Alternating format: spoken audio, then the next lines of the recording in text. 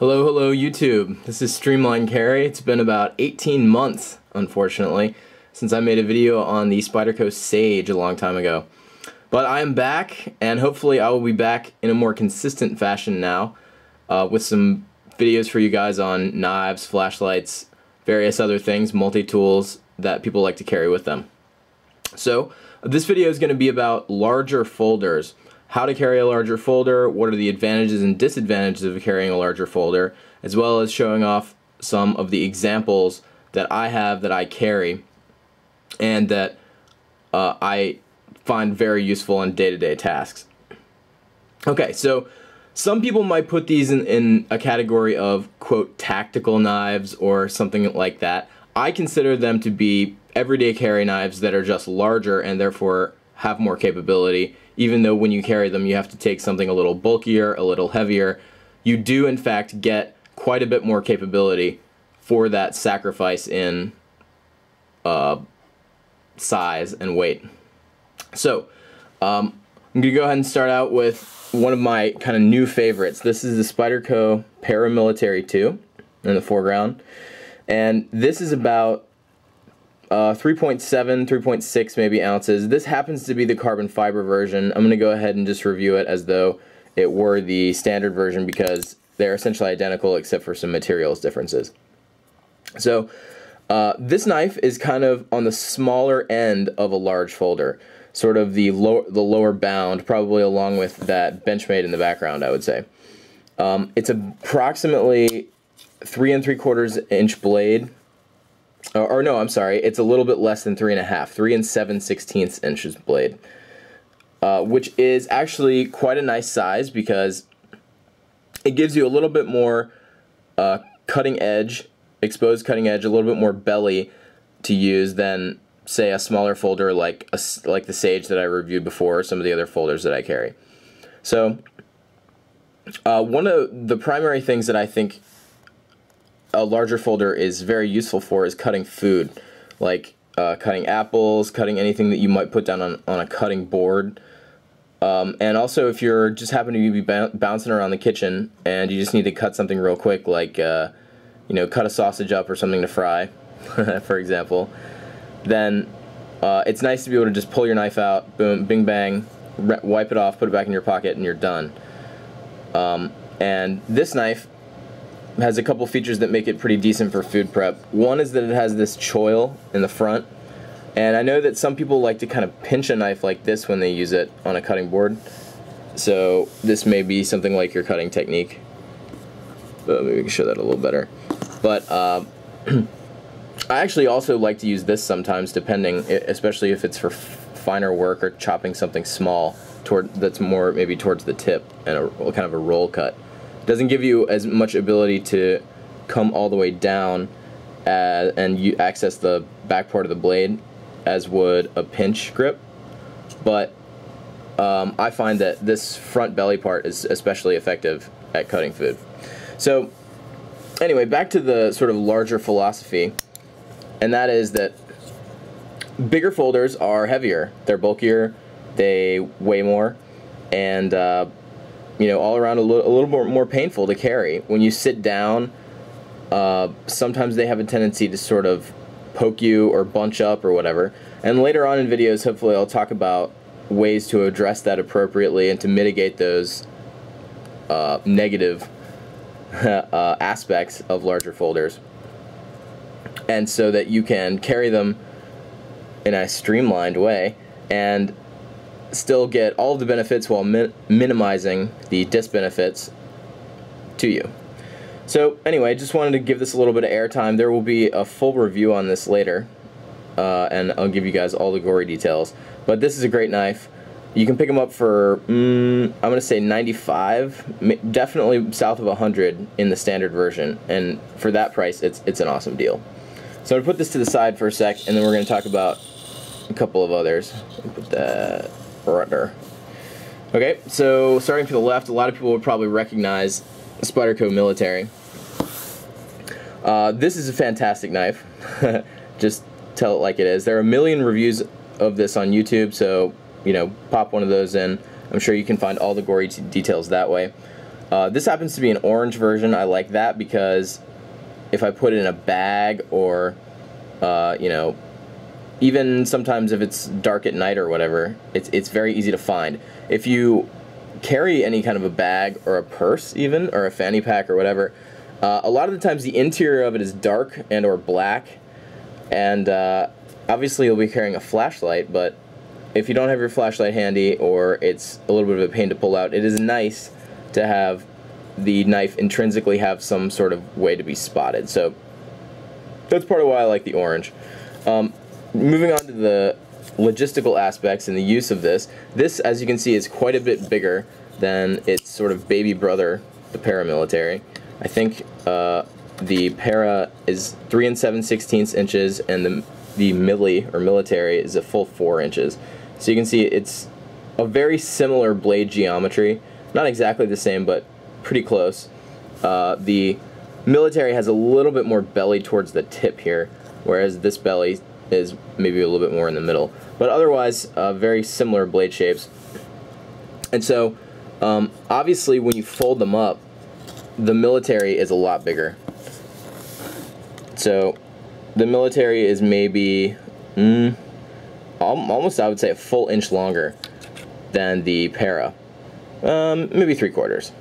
But it's a lot. And when you carry it, sometimes this extra little part can really be kind of a pain. But if you carry it properly, if you carry it in a fashion that is not very sensitive to that extra length, and we'll go over that later as I talked about, then I really find it to be a very serviceable carry knife, extremely useful when you need something, and there's really nothing quite like pulling it out when you need to do something, because generally whatever you need to do you can get done pretty quickly and effectively. And also another benefit of carrying a larger knife is that you get such a nice grip. If you carry a smaller knife, and I don't have especially huge hands, I would say medium size, if you carry a smaller knife, a lot of the times you'll be kind of choking up on it like this or whatever. With the Military, you know, if you have something big to cut, you can really move your hand back and kind of get away from the material and slide cut it or whatever you need to do. Or alternatively, you can choke up. I even like to put my middle finger here, my thumb here, and my pointer finger there in this grip. And then that way, it really gives you control over that belly, the section right here where the curvature is at a maximum. And so you can really kind of shave things or do whatever you need to do in a delicate way. So in that capacity, it's almost like multiple different knives. In other words, that you can choke up on it and use it for somewhat finer work, like you would a smaller knife. Then you can go all the way back here, and you can use it for heavier tasks. I also find it's really good, and my hand fits nicely in the middle of it like this, to get a really good grasp to do any kind of pull cut you might need to do, like cutting rope or something, or you need to make sure that the medium, whatever you're cutting, stays on the blade so you can put an angle on it. If you need to go like this and use your large muscle groups in your shoulder and your back to pull. Obviously there's a specific way to do that so that you don't hurt yourself, but anyway, this is a fantastic knife overall. Kind of serves the purpose of multiple different size blades because of the characteristics of the blade shape and the handle. And you can pick this up probably for about 120, maybe 130, depending on where you are, where you look. If anybody cares, this is actually the same knife, but this is the KnifeWorks Titanium G10 and CPM M4. It's just a different blade steel, and it has a frame lock instead of the liner lock. So I'll probably do a review on this one at some point. There are several on YouTube that are good. And like I said, most of my videos are going to be more oriented towards how to use this stuff, how to carry it in a fashion that does not disrupt your daily life, and you don't have to carry, you know, a huge rucksack or something, where you can just wear jeans or dress slacks or whatever you have to wear on a daily basis to tote your gear around.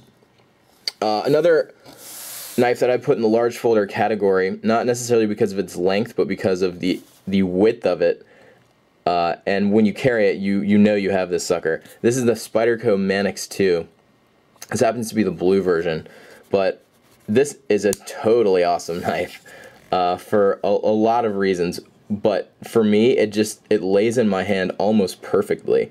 You got the kind of pinch the neck of the knife with that choil and the thumb ramp up here, and then the rest of your hand just lays in it like that.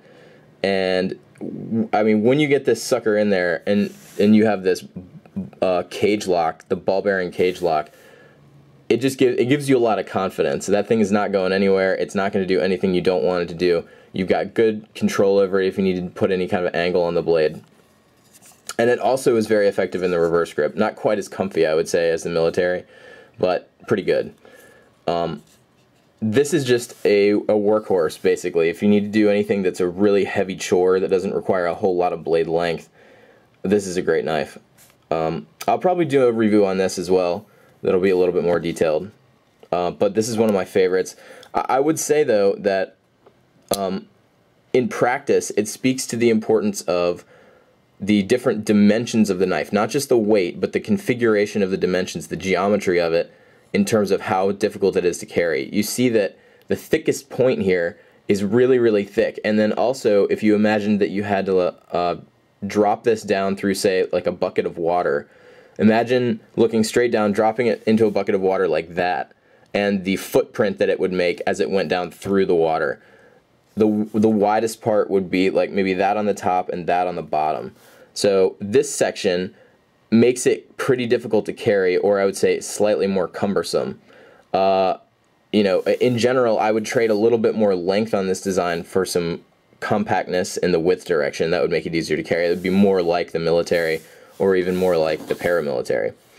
But that aside, what that width gives you in part is this handle, which I really love, and I think is just extremely ergonomic in a number of grips. But anyway, overall great knife. Not going to go into too much detail here, but love it. It's a winner. Pick one up. In the sort of lighter weight category, we have this is a Benchmade 940 classic. A lot of people know this. Lots of videos about this knife. Just, what can I say? Awesome build quality, awesome knife made by Benchmade. Benchmade has changed their prices recently, and I don't really know how to get them as deeply discounted as I used to, but I would say you can probably still find this if you dig for $130, maybe $140, and that would be kind of the lower end. But anyway, awesome knife. Opens up, has the Benchmade Axis lock. Is very, very smooth in opening and closing, and really awesome. And obviously very easy to carry. Nice with khakis, nice with suits or dress pants, because it's thin, fairly light, and also this material is not very grabby, although it does provide nice traction for your hand. It doesn't grab fabric. Alright, last but not least, I'm going to go ahead and show you the Spyderco Barong. Sorry about the cord. Oh. There we go. Alright, Spyderco Barong. This is a really awesome knife. It's kind of an unusual design by a guy named Ed Schempp, who designs things for Spyderco. He has some really awesome stuff. Ignore that. But anyway, the Barong, again, I guess the theme here is kind of like this nice big handle that I like so much on larger folders, and also it gives you a lot of reach. And even though this blade has a huge ricasso, which is the name of the bottom section here that's just forward of the choil, this unsharpened ricasso is very large. I normally would not like that at all, because it takes away a lot of your edge. But for some reason, it may be the sort of negative angle on the blade here. I don't really find that to be much of an issue for me personally. That I do most of the cutting out here towards the tip and the belly. And I at first thought I was going to hate that, but you know, it really hasn't worn on me. And I will say that this knife is especially nice to open, that it is extremely smooth, and also the geometry of it when it's closed, the shape is kind of like an oval, so there's not really a whole lot of like rough spots or anything, which also makes it very nice to carry. Pull in and out of your pocket. I could go on and on. I'll probably do a review on this blade too. It's really awesome. But for now, I'm going to go ahead and sign off, and hopefully I'll have a lot more videos for you guys in the future, and please feel free to leave comments and anything you'd like to see. I have a lot more knives and flashlights and all kinds of other gear to show you guys in the future. Alright, have a good one. Take care. See ya.